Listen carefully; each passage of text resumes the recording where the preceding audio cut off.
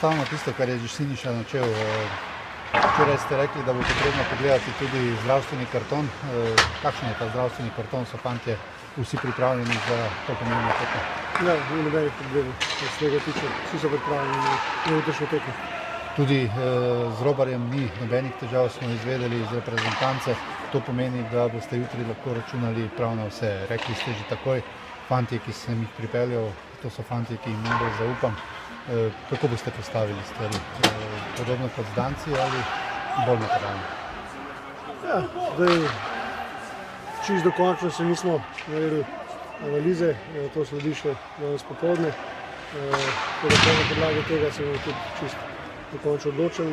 Je pa sigurno pač njihov način igre malo drugačen kot danski. So garači, igrajo pred domačo publiko, sigurno je njihov cilj isti kot naš in to bo pač ena trda moška tekma. Pričakujemo polno dvorano, ampak kot sem že rekel, to nas ne sme ovirati in mislim, da nas tudi ne. Fantje so navajeni igrati pred polnimi dvoranami in v bistvu to še spodbuda in prikaže še boljšo igro. Vi ste strokovnjak, mi stvari spremljamo, vsaj za moj okus se mi zdi, da v vseh športnih disciplinah igrati defenzivni način je zahtevnejši kot ofenzivnejši. Vaš pogled na to? Moj pogled je, mogoče se malo narobe interpretira tudi to, kar sem jaz izjavil, da smo igrali defenzivno. Ni to defenzivno, to je bolj v smislu, da tako reprezentanco, kot recimo Dansko. To ni smiselno se spustiti v nek odprt boj, kjer boš potegnil takrat, ker so na individualnih področjih tako močni. To se pravi, je boljše ostati v nekem sistemu, ni pa to naravnano defensivno, da smo se mi samo obranili še da pake na drugo stran, da je več od tega.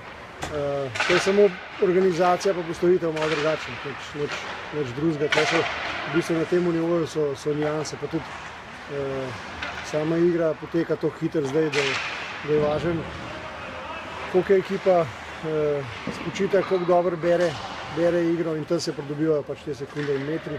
In priložnosti, ki pridejo, to se pravi z igralcev več, ali pa situacije 2-1, 3-1, je treba pa izkoriščati. In tukaj so Belorusi nekako najbolj nevarni. Če daš situacije take, ki sem prej naštel, se je pokazalo pred Dancem, da jih znajo zelo hitro izkoristiti.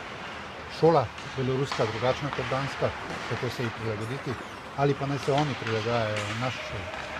Ja, mi se bomo njih pogledali samo v to, da se bomo pripravili na neke njihove specifike. Ostalo pa mi gledamo svojo reprezentanco, pripravljamo svoje fante in ne oni pa razmišljajo o nas.